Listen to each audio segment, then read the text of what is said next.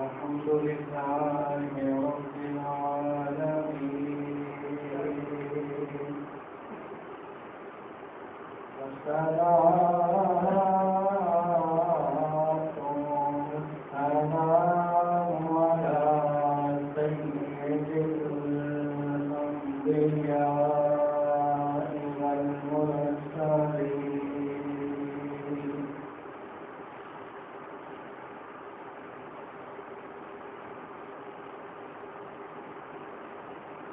وعلى آله الطيبين الطاهرين وصحبه الكرام المستهدين المنتجبين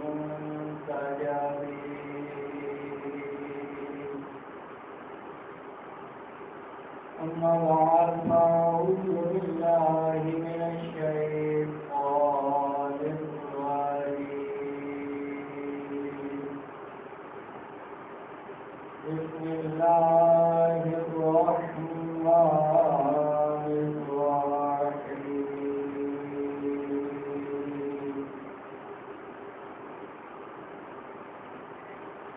والذين يتلون ما أمر الله به أن يوصل ما أمر الله به أن يوصل ويخشون ربهم ويخافون سوء الحساب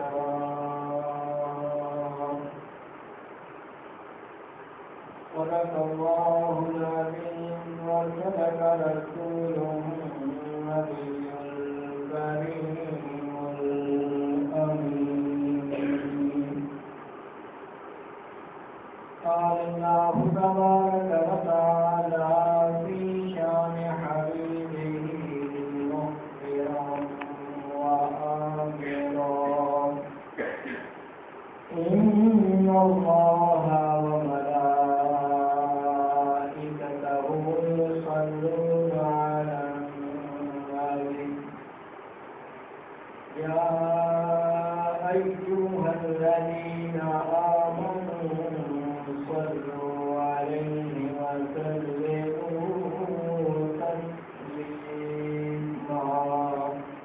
تمام حضرات بابا نے بلند سرکار کریم علیہ الصلوۃ والسلام کی بارگاہ کے اندر لگے درود شریف پیش کریں الصلاۃ والسلام علیک یا رسول اللہ وعلى آلك وأصحابك يا حبيب الله الصلاة والسلام عليك يا شفيع المذنبين وعلى آلك وأصحابك يا رحمة للعالمين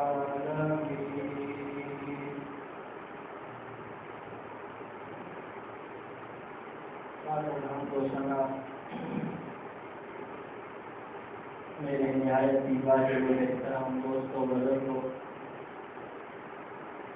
میں نے آپ حضرات کے سامنے قرآن مجید کی 13ویں پارے سورہ رات کی 21 نمبر آیت تلاوت کرنے کا اشارہ حاصل کیا ہے۔ رب تعالیٰ کی پاک بارگاہ کے اندر دعا ہے، رب کائنات ہم سب کو قرآن پاک پڑھنے کی، پڑھ کر سمجھنے کی اور سمجھ کر عمل کرنے کی توفیق عطا فرمائے۔ آواز بلند ایک مرتبہ آمین فرمائیں۔ آمین۔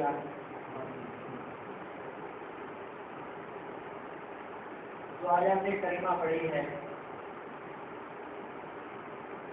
اس کی تشریح میں جانے سے پہلے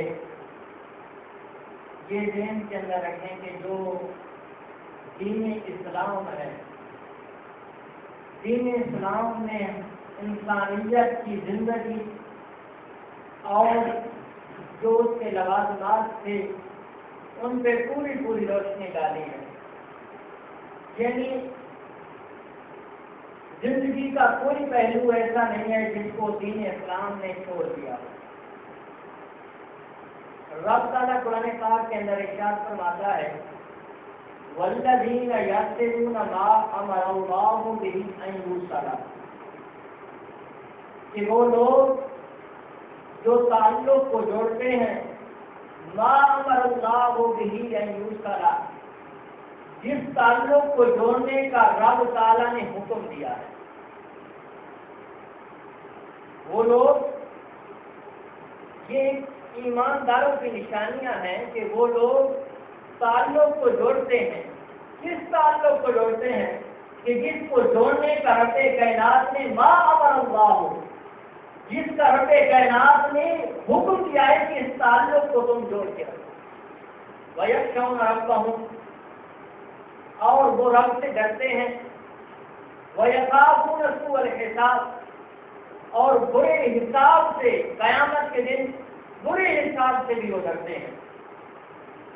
اب میں نے گفتگو کرنی ہے یصلون پہ، کہ یصلون سے مراد کیا ہے.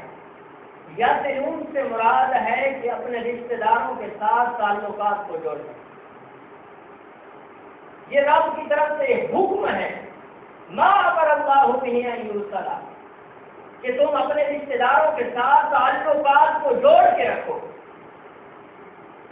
یعنی صلہ رحمی کرو. اپنے جو تمہارے رشتہ دار ہیں، دوست احباب ہیں، ان کے ساتھ تمہارا تعلق ایک اس انداز میں ہو کہ تمہارے دل کے اندر ان کے بارے میں نہ کوئی کینہ ہو، نہ کوئی بغض ہو، نہ کوئی اناد ہو، نہ کوئی عداوت ہو، نہ کوئی دشمنی ہو، بلکہ محبت اور پیار والا تمہارا رشتہ ہونا چاہیے. کیوں؟ نبی علیہ السلام نے فرمایا کہ چند لوگ رب کی رحمت سے محروم ہوں گے. کون؟ رب کی رحمت سے معلوم ہوں گے. حالانکہ آپ علماء سے سنتے رہتے ہیں کہ رب تو اپنے بندے کے اتنی رحمت فرمانے والا ہے، اتنی محبت اور پیار کرنے والا ہے کہ جس طرح ایک ماں اپنے بیٹے سے محبت کرتی ہے، اس کی محبت کی کوئی مثال نہیں ہے، اس کی محبت کا کوئی حساب و کتاب نہیں ہے کہ وہ بڑا پیار کرتی ہے ایک ماں اپنے بیٹے سے. فرمایا ماں اپنے بیٹے سے جتنی محبت کرتی ہے، رب کائنات اپنے بندے سے اس سے بڑھ کر کتنے گنا محبت فرماتا ہے. لیکن فرمایا اس کے باوجود، رحمان رحیم رب ہونے کے باوجود کچھ لوگ اس کی رحمت سے محروم ہو گئے. عرض کی گئی یا رسول اللہ صلی اللہ علیہ وسلم، ایسا شخص کون ہے جو رب کی رحمت سے محروم ہے؟ حالانکہ رب کی رحمت تو اتنی وسیع ہے کہ اگر کوئی بندہ کہے کہ میرے گناہ سمندر کی جھاگ سے بھی زیادہ ہیں، پھر بھی اس سے رب کی رحمت وسیع ہے، بہت زیادہ ہے.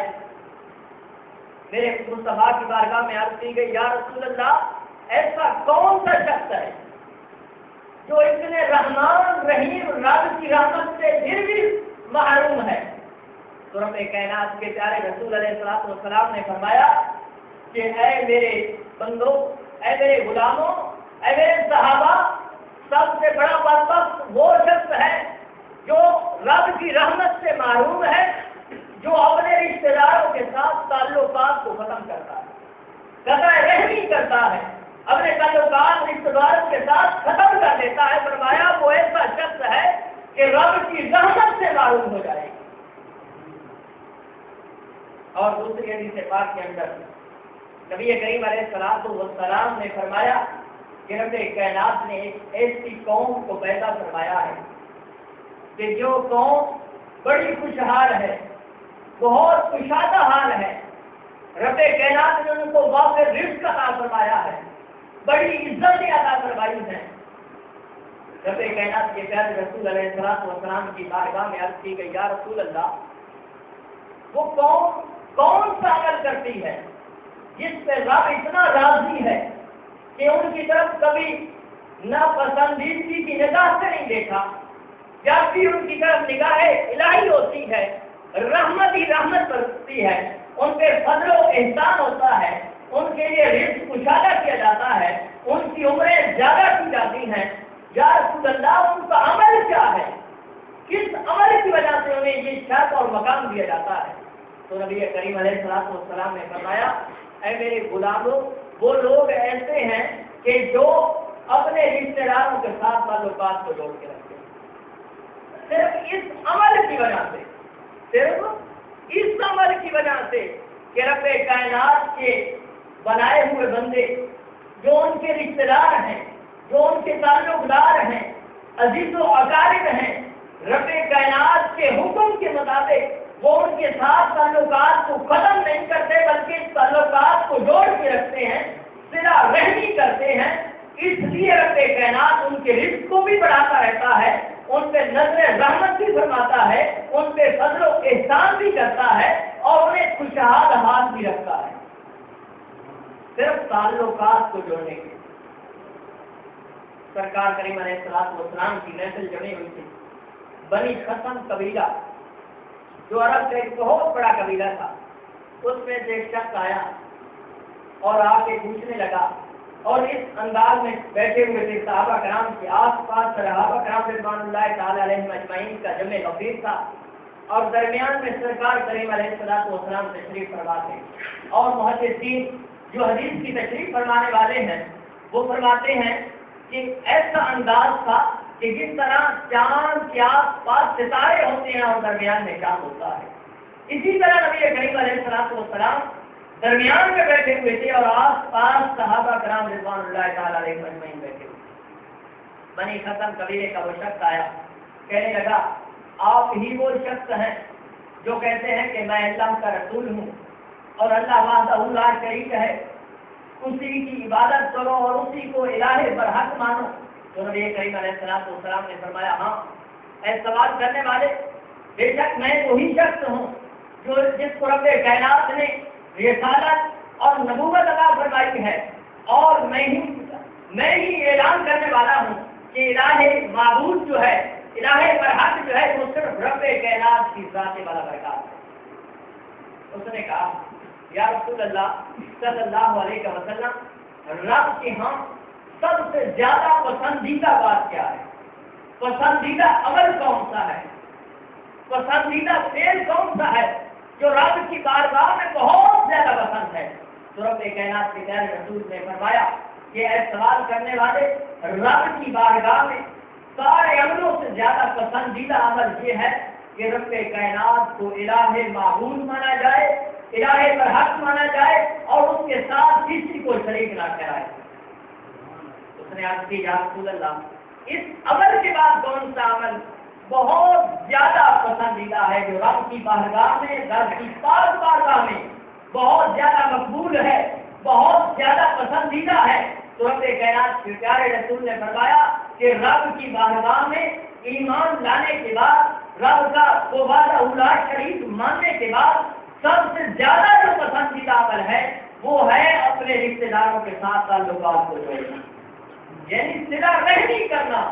ایمان لانے کے بعد سب سے زیادہ پسندیدہ عمل یہ ہے کہ اپنے رشتے داروں کے ساتھ تعلقات کو جوڑنا۔ اس نے عرض کی، یا رسول اللہ، پھر رب کی بارگاہ میں ناپسندیدہ عمل کون سا ہے؟